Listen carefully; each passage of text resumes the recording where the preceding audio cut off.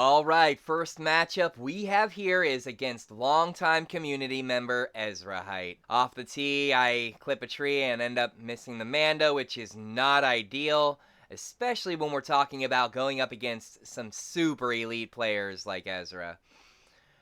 Shot number two, I'm able to get a fantastic drive, the intended line I tried to put forward, allowing me the opportune look at the eagle. Same thing with hole three. I'm able to get a good shot down all the way to give myself a decent look at the green play. I'm glad that I was able to not make a mistake like I made the other day and able to get the guarantee eagle there.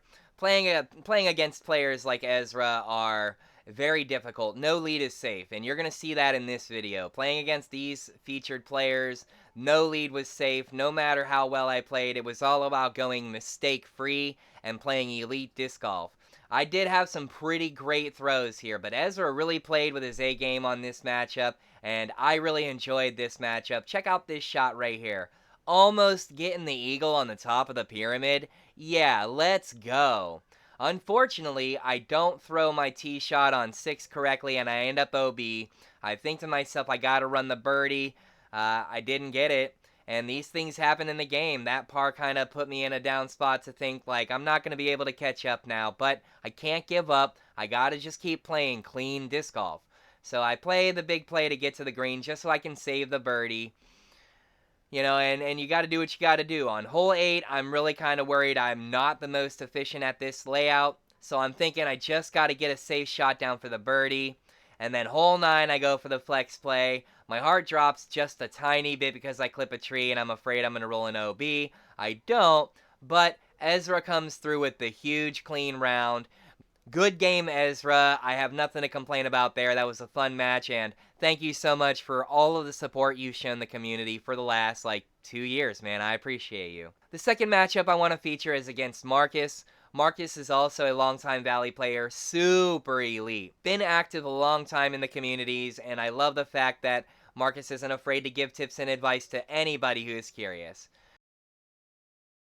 Starting off, I did not get the runs I was looking for, and then to put all of that together going into 3, I ended up going into OB, which is definitely not what you want to do. I was really looking forward to this matchup and wanted to play an elite round, but sometimes that's just not in the cards, you know? Sometimes you just kind of got to run with what you got and keep moving forward. So I'm thinking, okay, I'll just try to see if I can't get like a miracle eagle here. And look how close that over the top shot was. Oh, man, I was really pumped about that one. However, as is my normal status quo, the very next shot off the tee, I end up clipping a tree, causing me to have to take the par on that run. I wasn't happy with that. That's a stroke that you kind of got to get the birdie on. Going into 6, I just had to play a smart play to get down the line, and so that's what I did. Hole number 7, I was like, I just need to get the chance at the eagle. When it landed here, I thought it went into OB, but the game said it was good, so I'm going to take it. I mean, what else can you do? Had to land the eagle, so I was happy with that. Got to play a clean play on 8 just to make sure that no tomfoolery happens so you can get the guaranteed birdie. And then hole 9, it's like so big to not go OB. I ended up OB. That was kind of the knife in the heart, was hitting that second OB, but I wasn't about to quit, and check out this awesome save for bogey. You get it pumped about a shot when you're hitting it for the bogey, and still pumped about throwing the throw in. So I was happy with that. Marcus and Mattel both playing a great round. I just couldn't get my game together to get the dub, but that was definitely a fun matchup. I don't always get matched up with super elite players, so when I do, I get pretty pumped. The next round, we got a double feature here in Hyundai and Isaac.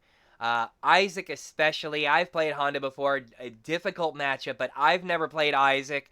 Having the opportunity to play against Isaac in the multiplayer was super fun for me, and all I could think to myself was, if I can get a win against Isaac, that would be massive for me. And so that's all I was thinking while taking this round. Holes 1, 2, and 3, pretty ideal, pretty stock shot, nothing crazy. However, hole 4 coming here, I ended up going in OB. Not cool, trying to save the birdie, hit the cage. it was kind of one of those moments where I was like, I let that one slip away. Not quite as much as letting this one slip away. Not getting the eagle with the ideal drive was definitely a big drop. So that's a guaranteed stroke you got to get when you're playing against a player like Isaac. Following it up with the OBT shot, awful situation, especially seeing that Isaac takes the par there. If you get the eagle and you don't miss if you get both eagles there, and I don't miss the putt and get the ideal shot, we're talking 3 strokes there to get back on Isaac, which is something that you must do when you're playing against such an elite player. For hole 8, all I could think was, just safely get the birdie, walk away. 3 strokes could have been had. All right, hole 9 here, I just got in my head, thought I want to run a big giant shot. It wasn't good enough. And in hindsight, realizing that Isaac also didn't make the play that he was looking for, I could have potentially gotten another stroke back there. So overall, I gotta say, I could have potentially done so much better, and I just didn't come through when I needed to the most. So good game to Isaac. Next, we have the infamous No Bueno, arguably one of the most active community members in the Valley altogether. I was really pumped to get matched up with No Bueno because I've never played a matchup with No Bueno, so that was cool. You definitely got to make sure that you get every single shot, though, because playing against people like this, you just know that nothing is a guarantee. Aces could come out of the cut. Just anything can happen. You have to bring not only your safe game, but you have to bring your A game. It's one of those do or die moments, and every single shot, I can promise you, I was sweating. Uh, it's definitely one of those moments where you kind of humble yourself and realize that other layouts that you maybe thought, this is a guaranteed gimme, they just mean so much more when you're playing such elite players. And I was pumped to be able to get these matchups throughout this entire process. Part of the reason why I'm bringing you this feature layout this way is because last season I ended and I realized I didn't give myself physically enough rounds to make it to champion.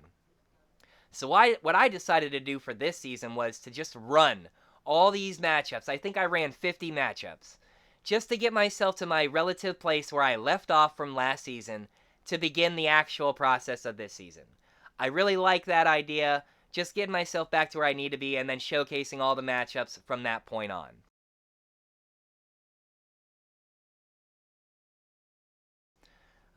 Back to the round. So at this point in time, I realized that No Bueno had dropped out of the matchup. I didn't care. It is what it is. I can't claim total victory, but I can also still claim that I played a super elite round. This is the big shot that I was looking for on the previous matchup when I went OB with Ezra. However, I was able to come clutch home with the walk-off eagle. Big time play. Yes, No Bueno quit, but doesn't matter to me. Still a great matchup and still pumped to be able to have the opportunity to play him. The last round I want to feature is my round with AC. Aaron Christensen is one of my favorite content creators. Definitely amazing content, crazy lines that are awesome, unique perspectives on how to approach the game. But my biggest reason why I love watching Aaron Christensen is because the points round competition. I have tried to participate in every PRC that Aaron has had that was within my ability. I haven't been involved in every single one, but it's my favorite content creation event. It's unique. It gives a giant spice to the MP rounds that you're running, and it allows you the opportunity to really see how big of a gap you can create between you and your opponents. It's super fun, and the unique scoring concept, I just absolutely love it. So you know that when I got matched up with AC in a multiplayer round, I had to absolutely bring my A game. And so that's what I did. I just thought to myself, throw every single shot as safe and as clean as possible. Even though AC got that early bogey, I knew that something could happen to change that outcome. And look at here. My dude comes back with the double aces in Maple Hill Red. If you're not familiar with the Aaron Christensen acing almost every hole at Maple Hill or acing every hole at Maple Hill, you got to go watch that video because dude knows this course. Luckily, I kept to my plan, got all the birdies, and was able to walk away with the win. That was my funnest matchup for sure. I don't think my heart pumped more in any other MP match that was just a regular MP matchup. This is episode 24 of My Road to Champion. The next episode will continue as always, status quo. If you enjoyed this content, please hit that like button. This is Master Darkpoi Gaming. I am Darkpoi, and hopefully, I'll see you in the future.